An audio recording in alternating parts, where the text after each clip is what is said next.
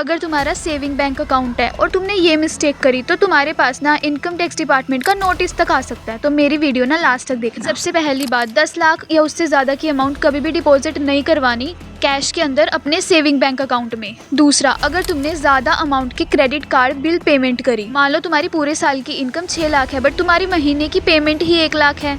तीसरा, तुम large cash withdraw कर रहे हो या फिर डिपॉजिट करवा रहे हो, तो इस केस में इनकम टैक्स डिपार्टमेंट वाले तुमसे पूछ सकते हैं कि तुम्हारा पैसा जा कहाँ रहा है। फिर आता है, अगर तुमने 30 लाख या उससे ज्यादा की प्रॉपर्टी परचेज करी या सेल करी। रिसेंटली इस चीज से रिलेटेड बहुत सारे केसेस पकड़े हैं। फिर आता है, अगर तुमने 10 लाख या उससे ज्यादा का खर्चा किया फॉरेन ट्रैवल पे। देन है, तुम्हारा कोई डोरमेंट अकाउंट था जिसको तुम ज्यादा यूज भी नहीं कर रहे थे, उसमें एक सडन लार्ज एक्टिविटी हुई, मतलब एक ऐसी ट्रांजैक्शन जो उन्हें सस्पिशियस भी लग सकती है। फिर आता है, अगर तुम्हें डिविडेंड या इंटरेस्ट रिसीव हुआ बट तुमने ITR में उसको रिपोर्ट नहीं किया। नोटिस इस केस में भी आ सकता है अगर तुम्हारे मल्टीपल बैंक अकाउंट है और वो अनरिपोर्टेड इंटरेस्ट इनकम है, या फिर तुम्हें पैसा रिसीव हुआ कहीं से तुमने डिक्लेयर नहीं किया। अगर इसके बारे में डिटेल में जानना चाहते हो तो कमेंट बॉक्स में जरूर बताना।